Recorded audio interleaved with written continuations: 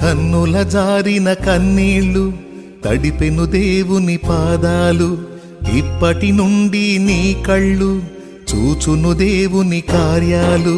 కన్నుల జారిన కన్నీళ్లు తడిపెను దేవుని పాదాలు, ఇప్పటి నుండి నీ కళ్ళు చూచును దేవుని కార్యాలు.